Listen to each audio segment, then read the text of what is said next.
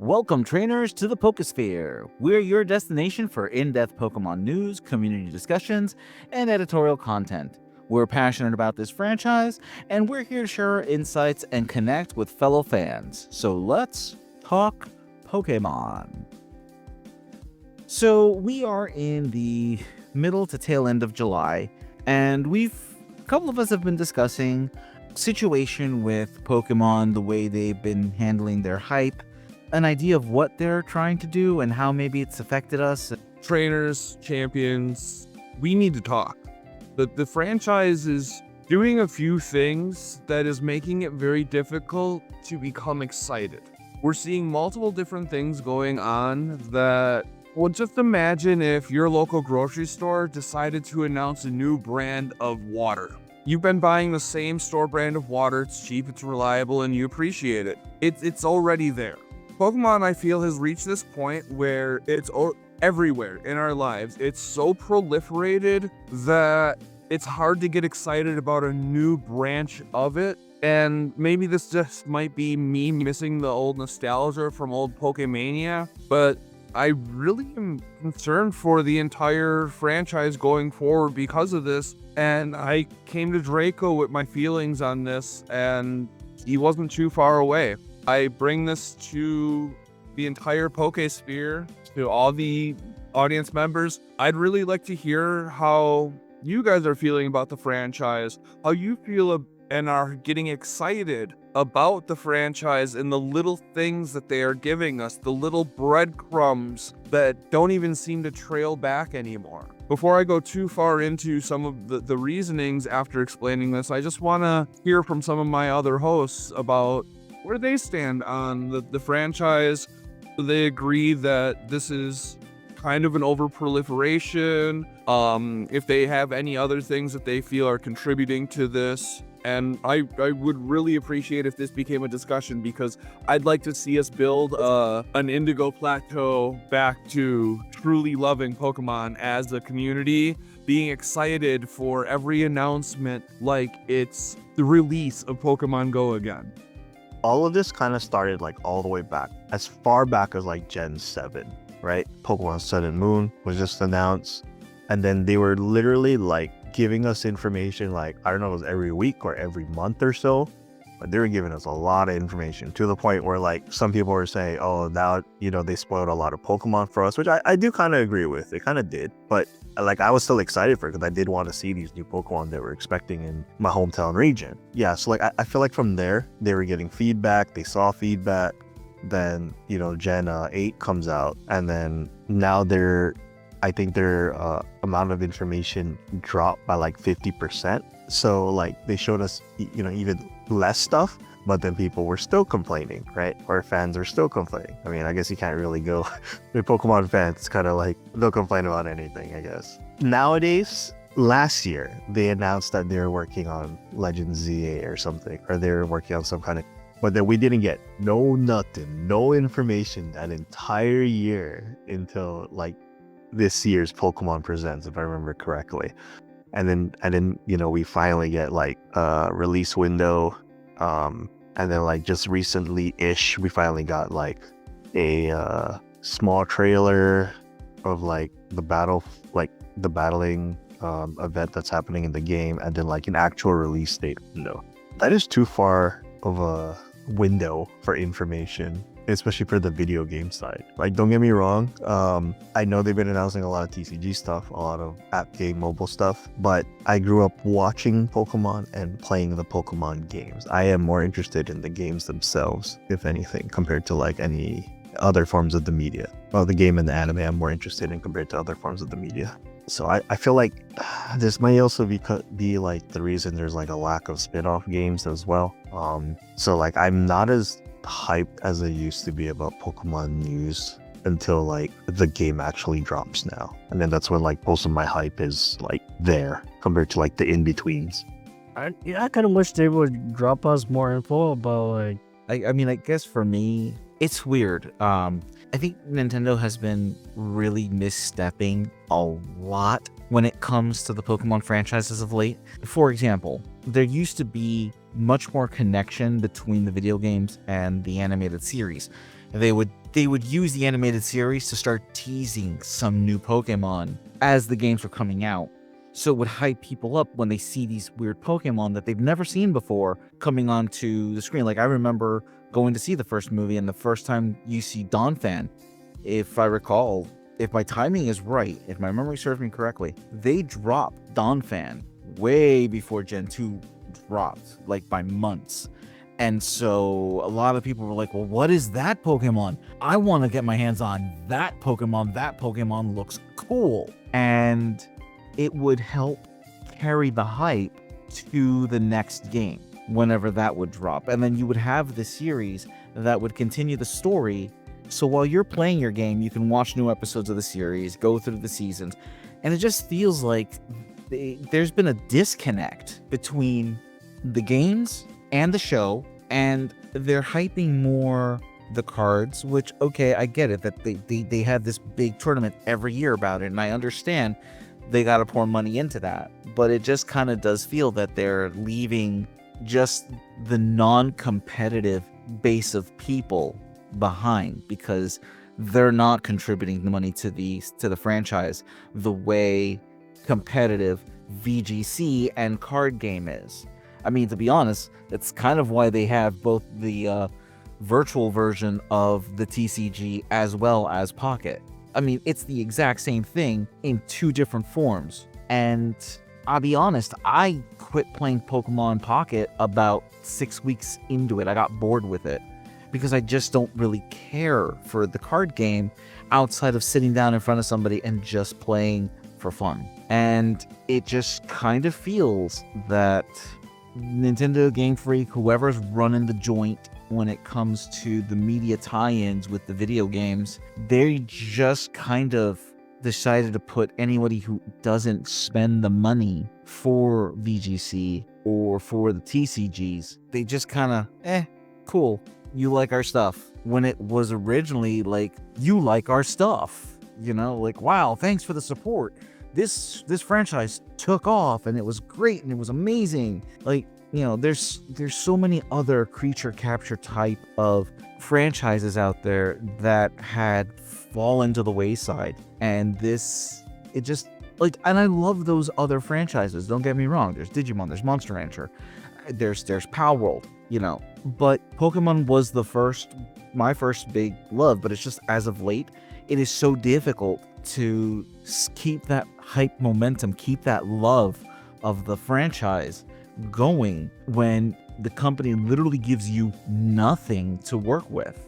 So one big thing that you pointed out was the digitization of the card game, and that's actually where I spend a lot of my time in the franchise gaming. Is I play both Pocket and Live. Live was cool because it didn't have any microtransactions internal, and a lot of the people that actively purchase the physical cards don't really care about the code cards. So as long as you reach out to the community, I was getting a lot of free things on there. Shout out to one of my best supporters on my channel, Crusher Boy. Dude, we had fun just kind of loading those in and seeing I got so many codes from him, and I had a blast loading them in to see what I pulled. But when they brought out Pocket, I have noticed something, and I've even watched some videos where they mentioned that the luck variance in there, both when you're playing your games on what you're able to draw and what you're getting out of packs and what the Wonder Pick will allow you, quote unquote, to get, is based on the frequency and the amount of money you're putting into that. I'd like to see some deeper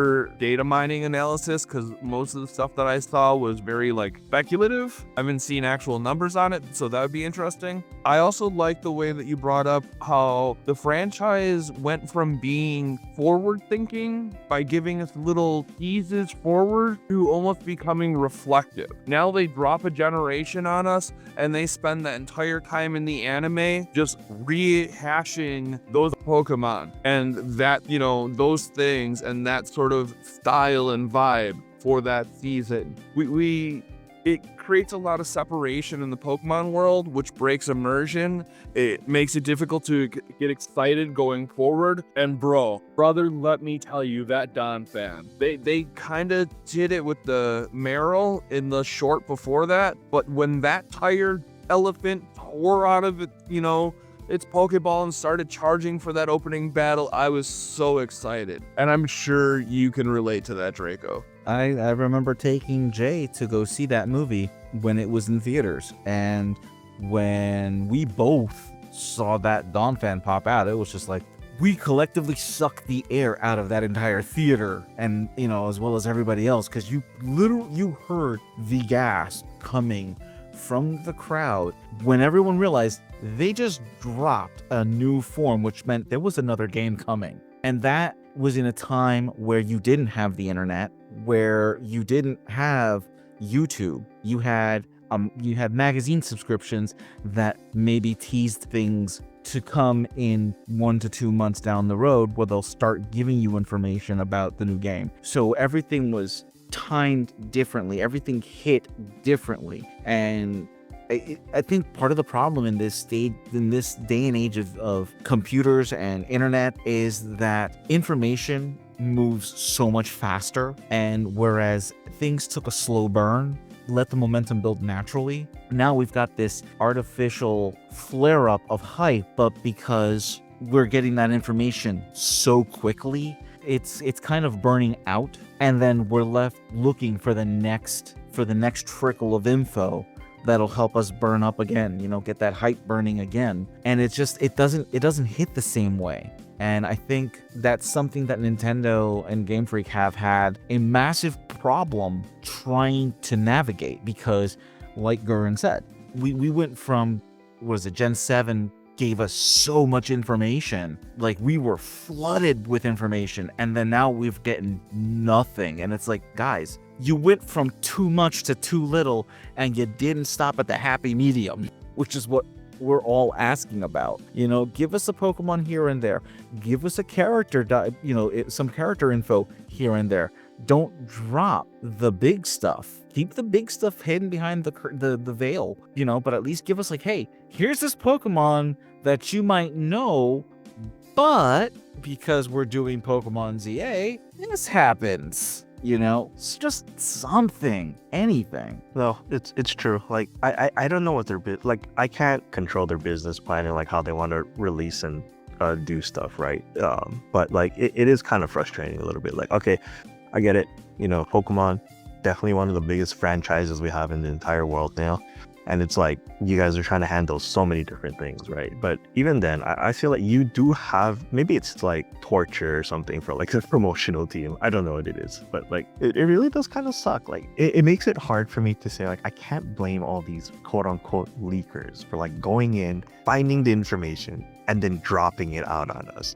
Is it real? I don't know. And if it turns out to be real, it's like, well, maybe they should have said something earlier, like depending on what the information was. Right? Like, but it just makes it so hard to like stay hyped. In a way, it's good because like maybe I can focus on something else and play something else. But like Pokemon, it's definitely, if I had to say, it's in my top 5, if not top 3, like favorite franchises of all time. While I am more anime and video game focused for them, it's like, you guys got to do something.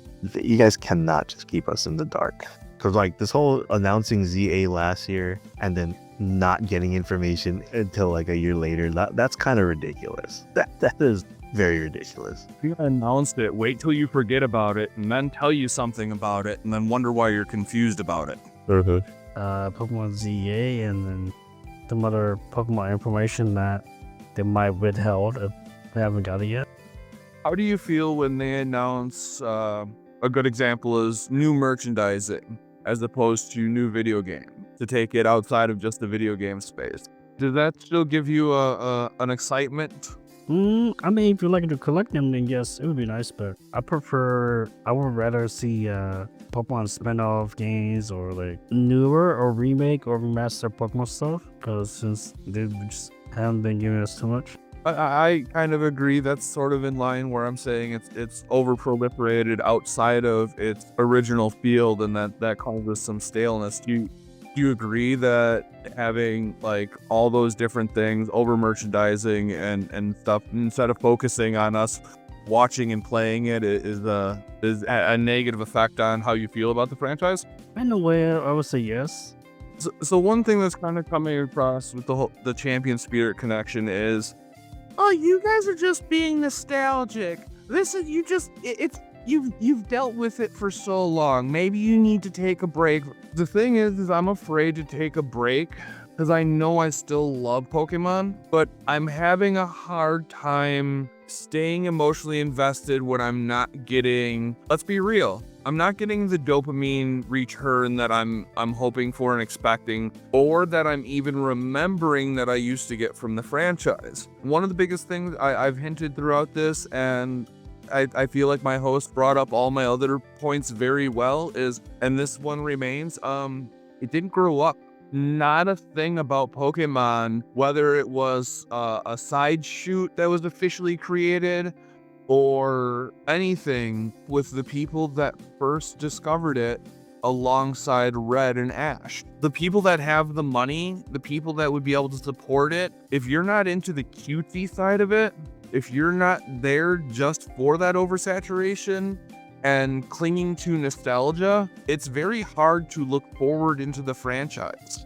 To not be such a downer about this, I actually believe that Pokemon Go is one of the best things that they did along the lines of giving us something that is acceptable for the newest trainers, for the demographic, while giving us a tool that we can integrate as adult veteran trainers into our everyday lives. If we're working, we're traveling, we can have this open, we can overlay this to our reality, and then we can build a bridge into the Pokemon world again. And that's something I've been really trying to explore. I've reinstalled Pokemon Go, and I've been finding a few fun stories along with it. I'd love to hear from all of our viewers. If you've never had the confidence to comment before, I urge you, I implore you, and I bless you with the champion spirit to step forward and share some of your views, whether they're positive, negative, neutral, or whatever you think. I really want to hear you guys express yourself in our comments below and join this discussion. If we get enough of you, if there's a lot of good points, I would love to make a follow-up video to this where we're actually talking about some of the things that you brought up. And much like I'm asking for the Pokemon world to open its arms and bring us back into it, I'd love to bring all of you into the PokeSphere. For a last statement for me, like, I understand, like, the very, very core demographic of the Pokemon franchise is always gonna be targeted at the younger audience. And I get that. I understand that. So as much as I am complaining about all of, like, all of this, like, space in between and everything, like, that's the one point I will always understand. Does that necessarily mean I have to like it? A bit. Let's say I'm like 50-50 on that, but I do understand that it is targeted at the core demographic. But I want to believe that it's us older fans that have been with it through, like let's say since the beginning, right? Like, this is why we're still with them, right? With the Pokemon franchise itself, because we loved it, we experienced it at that time when we were at that core demographic or so, and like, we're growing up with it. So we're going through this with you guys, right? Like, the fans, the company, the franchise, and we just want to see it, like, do better and succeed always. And with that brings this episode to a close. What are your thoughts? Let us know down below. We read all the comments, and we definitely want to hear from you guys about this particular topic. How do you feel the current state of the franchise is? How would, do you think there's anything wrong with it? If not, let us know. Please, let us know what you guys are thinking. And if you do feel like there's something that the franchise can do better, please, by all means, drop those comments. We definitely want to hear them as well. And as always, we'll see you in the next video.